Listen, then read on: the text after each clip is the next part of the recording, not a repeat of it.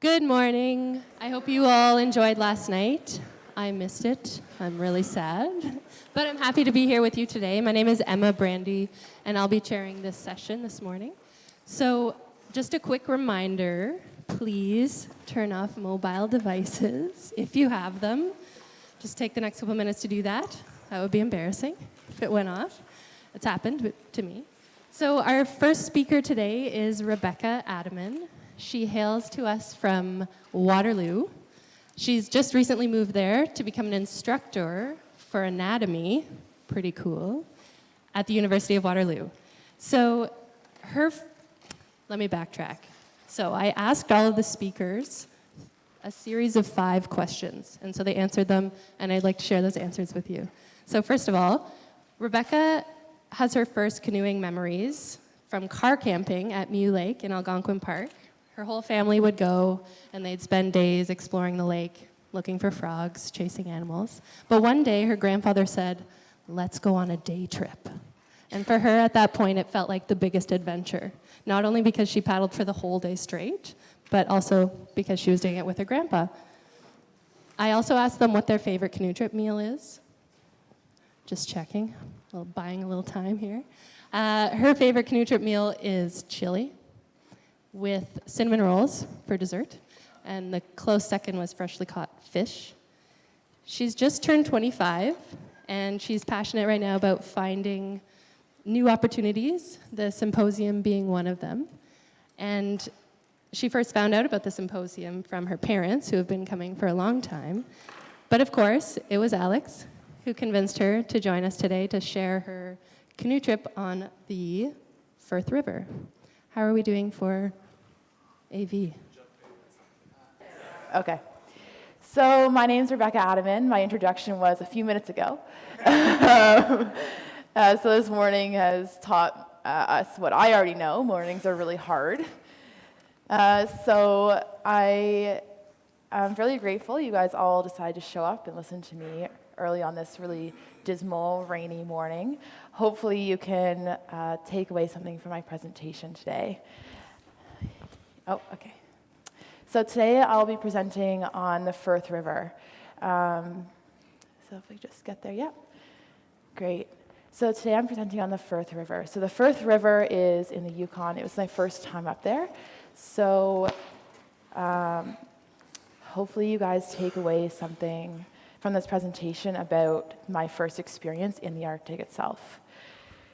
So based off of past WC presentations I saw last night, as well as some I viewed online, I can honestly say I have no idea how I was the one off the Firth River trip to be voluntold into presenting today.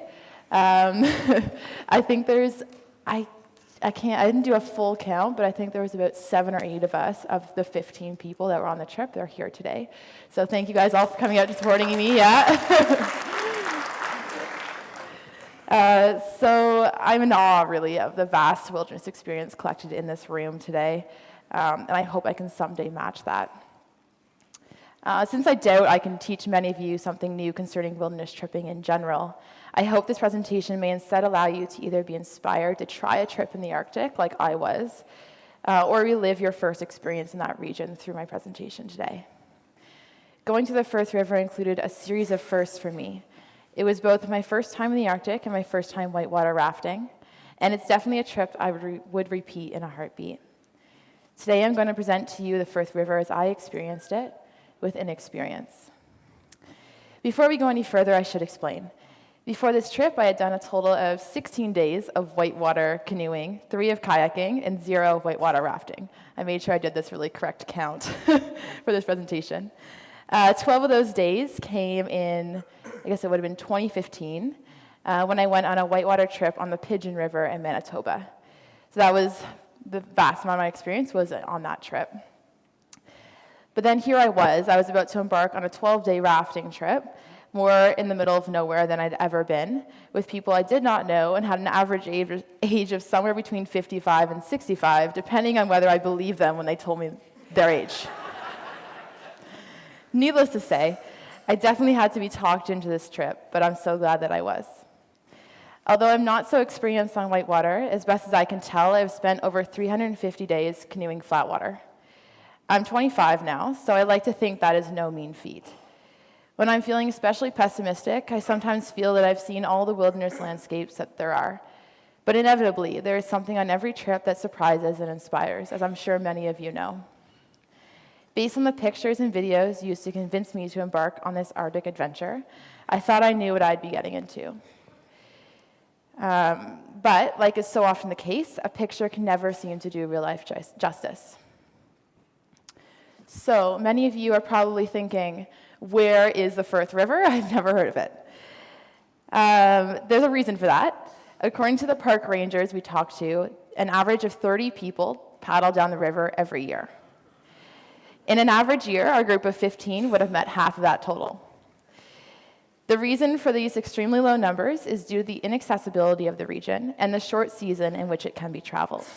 The only way to get there is to fly a little over an hour from Inuvik, which which you can see is the last stop on the Dempster Highway on this map.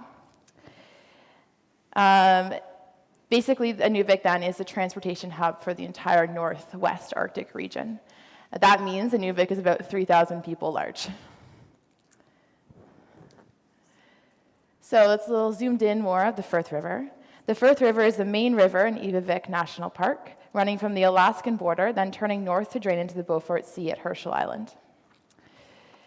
This region became a national park for the protection of the porcupine caribou herd breeding grounds and the Inuvialuit cultural landmarks in the region. However, the unique geography of the region is just as important to preserve. This is one of the few areas in Canada untouched by the last ice age. So the land has not been smoothed by the receding glaciers. It has left 4 geographical regions in the river, which I experienced, and I think most people that aren't geologists would experience, as 3 distinct landscapes, each offering their own challenges and opportunities for us avid explorers. There are the British Mountains of the upper 1/3 of the river, the challenging water of the canyon in the middle, and finally the flat delta as the river meets the Beaufort Sea. Before I get to the actual paddling portion of this trip, the hour and 15-minute flight provided its own awe-inspiring moments and a little preview of what was to come. So this is a view from our plane of the Mackenzie River Delta. From this view, you can see that this delta stretches as far as the eye can see in every direction upon takeoff from Inuvik. From the window, all I could think of was how long it must take for the water to get to the ocean, which was such a zigzagging and patchwork route. Looking at this view was both mesmerizing and frustrating as I tried to trace the path of the river northwards. The delta quickly transitioned to mountains as we entered Vivek National Park. We flew low enough to catch glimpses of small herds of caribou as they followed the trails lining the mountains. What fascinated me the most was the fantastic geography of the region, some of which, like this mountain, almost bordered on the ridiculous. After 3 separate flights, we got ourselves and our gear to the top of the Firth at Margaret Lake. Although I wouldn't recommend the landing, the flight was beautiful in and of itself. Since we had extra space in the last flight, a couple from town actually hopped on the plane just to experience the flight there and back. Finally, getting on the river invigorated us all, so we headed out on what would be the first of many hikes up nearby mountains. Although there were hiking suggestions on the map provided by Parks Canada, for the most part, we would pick a mountain or a landmark we wished to get to and just point ourselves in that direction. The wide expanses and usual lack of trees meant hiking was more a matter of forcing yourself to pick only one destination, rather than worrying about getting lost. Although the landscape often looked gray from far away, while walking the peaks, color could be found all around us, as wildflowers found the most unlikely of places to grow. The sheer abundance of wildflowers and berries really surprised me. The growing season is so short, it's hard to imagine such colorful plants could even stand a chance so far north. The landscape of the British Mountain region of the river also provided eye-catching crags, which would often jut out from the cliffs lining the river, and served as nests for eagles, which we would spot wheeling above.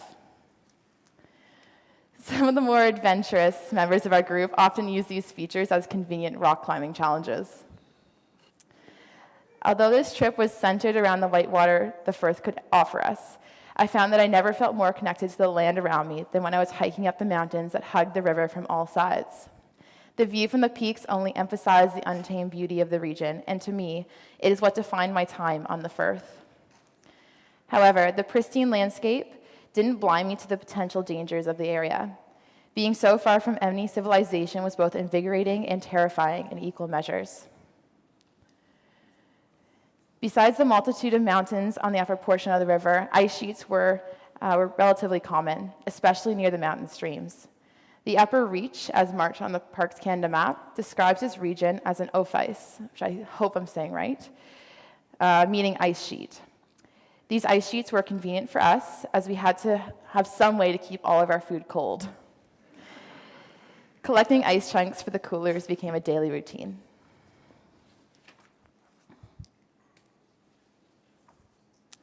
On the first real day of the trip, we discovered our favorite chore, fishing. Just before camp, one of the kayakers, Joe, snuck off to a good-looking mountain stream to test out the fishing there. He ended up pulling up to camp with his kayak half sunk under the weight of his catch. And this was his catch that day, so you can imagine, half an hour he was gone, didn't really know where he went, come back with this. My favorite part about fishing on the Firth was that it required absolutely no patience at all. Our self-imposed daily quota was 15 fish, the equivalent of 1 per person. We would catch 15 fish in 15 minutes when we stopped at the mouth of mountain streams joining the main river. My favorite catch was always the Arctic char, which we found in abundance in the upper portion of the river. Downriver was dominated by the smaller grayling. That same day, we also had our first large animal sighting on the river, a freshly killed and eaten caribou. This caribou was right in the middle of our planned campsite. We decided it would probably be best to go a couple more kilometers downriver after seeing that it was only mostly eaten. We didn't want to be close by, as something decided to come back and finish the job. Our second day campsite was typical of many on the Firth, on a gravel bar, only slightly above water level. You would definitely be in trouble if there was rain overnight. The third campsite at Joe Creek was where our first run-in with Mother Nature began. A group of us were about 20 minutes out from the campsite, returning from our hike, when the rain started.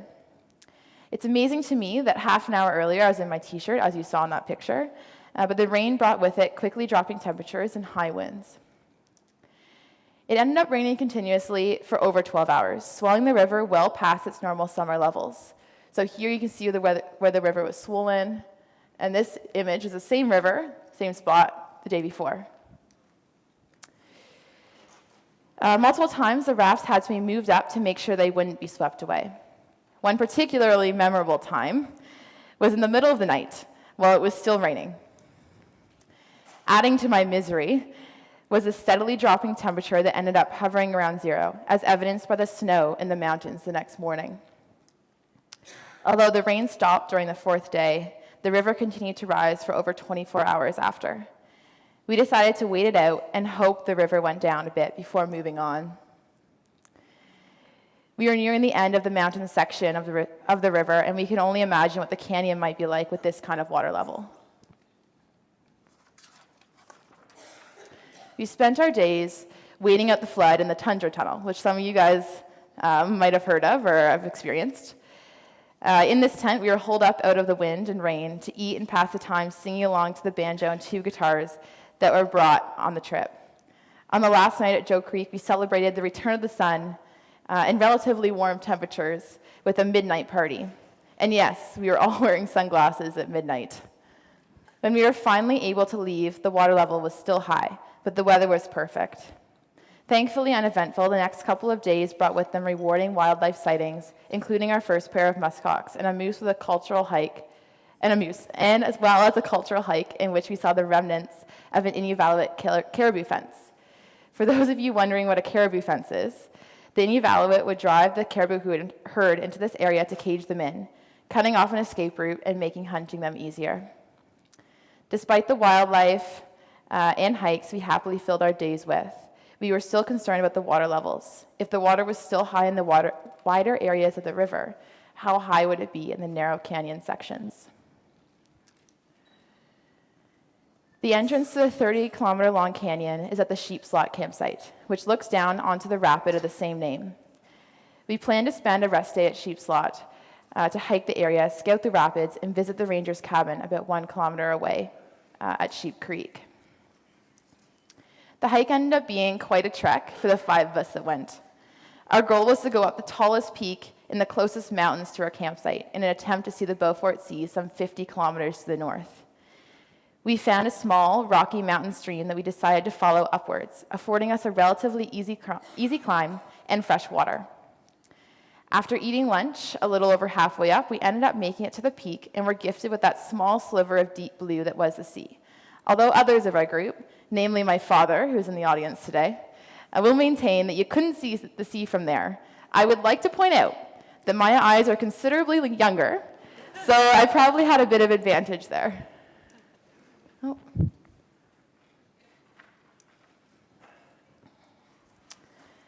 On the way down the mountains, we stopped at the ranger's cabin and passed their landing strip.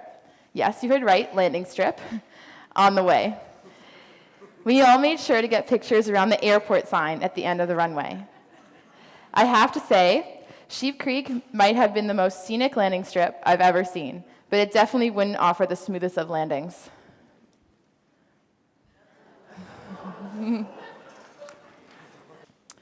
As our hiking group returned to the campsite, we were regaled with tales from the rest of the group. The other 10 members of the crew had gone out to scout the rapid and encountered a grizzly bear. They only noticed it when it was about 20 meters away or so. When it turned around, startled, it took a few steps toward them before recognizing the size of the group and took off.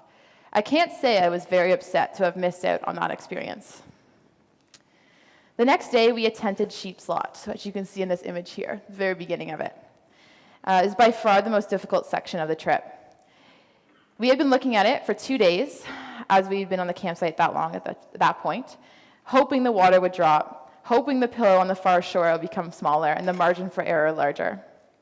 It was decided that the 3 larger rafts would attempt it. However, the smaller raft, which I was in, would portage 25 meters around the top rapid and act as a safety with the 2 kayaks on the trip. The very first raft that went down flipped enough to jump everyone out of it, but luckily, it righted itself quickly. The next 2 rafts made it down the section only slightly more gracefully, but in the end, they each made it through. The rescue mission of the first raft was on. Thankfully, no one was hurt, and equally thankfully, the whole thing was caught on video by multiple people. The rest of the day went very quickly as the high water through the already fast-moving canyon pushed us along at a breakneck speed. The day was spent navigating the many rapids, spotting the dull steep dotted along the cliffs, and the eagles wheeling overhead. It was hard to find spots to pull over in the canyon, especially in the high water. The only options were small slivers of gravel where mountain streams emerged with the river. This picture really shows how turned up the main river is, even days after the storm, and how clear the water of the mountain stream is going into it. We were moving so quickly down the canyon that we ended up blowing right by the campsite we were aiming for, and instead camped further downstream than expected on this larger gravel bar.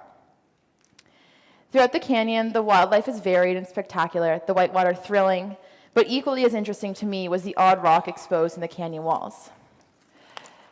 I am no geologist, but I can tell you when I saw these huge variations of color, but also in types of rock. Some would crumble in my hands. I would find normal gray rock next to red or green. I thought going through the canyon would be a bit dreary, hemmed in by tall gray walls on all sides, but the scenery was truly spectacular for all that it was wholly unexpected. The river rushes you through the canyon quickly, whipping you around the corners to the next set of rapids or to glimpse animals along the cliffs above. The next day, we exited the canyon and entered the delta. The delta is startlingly flat after the mountains we've been surrounded by for the past week. Only 2 features break up the landscape. I'm going to butcher this, but Eggsyak, maybe, meaning the young mountain, which we affectionately call the Egg Mountain for obvious reasons. I just demonstrated.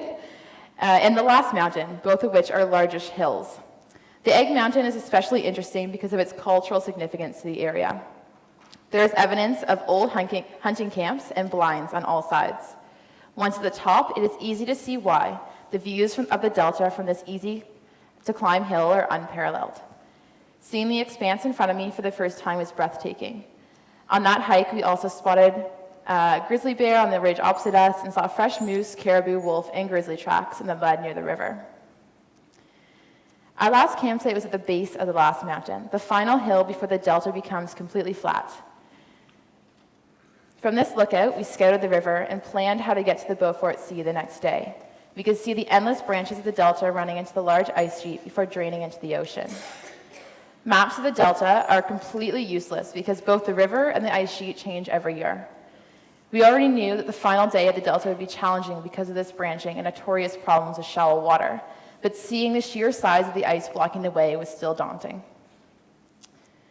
The next day brought with it all the challenges we feared it would, but these were broken up by wildlife sightings and unexpected perks on the final campsite.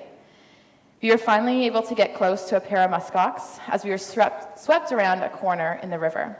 It is hard to grasp the sheer size of these animals in a picture. We ended up getting through the branches and the ice sheet without any major problems, although we did think we were stuck in the ice for a bad 15 minutes. Other than that, a raft would get stuck every once in a while and have to be pushed, but the kayakers were able to lead us to deep water despite the murkiness of it. After a hard day of paddling, we reached Nunalak Spit and promptly pulled out the last of the Sokolova. Sokolova, if you guys are unaware, is a Serbian alcoholic delicacy, if you believe the Serbians in the group. We spent the afternoon exploring the spit, which had ancient Inuvialuit structures to break the wind, as well as a cabin belonging to an early 20th century Arctic explorer. You can probably guess which of these structures is still intact. A few of us, myself included, made sure to swim in the Beaufort Sea, just for the bragging rights. To be completely honest, the water of the river was much colder than the sea. So there's some encouragement for all of you who make it up to the Arctic Ocean. The next day, we flew back to Inuvik, flying along the coast before following the Mackenzie River south, a completely different route from how we flew into the Firth. This afforded us amazing aerial views of several musk ox herds, as well as hundreds of beluga whales and small pods all the way down the coast, where the nutrients from the Mackenzie River Delta mixed with the salt water. Other interesting features we noted was a mobile oil rig, as you can see here, and some strange silos that we assumed had some importance to NORAD. It seems you really never do know what you'll find in the north. This 12-day trip down the Firth River brought with it challenges from the landscape around us, as well as Mother Nature raining down on us. The abundant and varied wildlife that was found around every corner could only be outdone by the dramatic landscape that underwent striking changes throughout our travel downriver. The river itself had a few rapids that required scouting. However, the majority were easily navigable in a raft without advanced planning. However, perhaps the best part of the entire trip is that there are absolutely no portages in the entire 130 kilometers stretch of the river. I challenge anyone to find a river with as much to offer as the Firth. Thank you very much. I hope you learned something.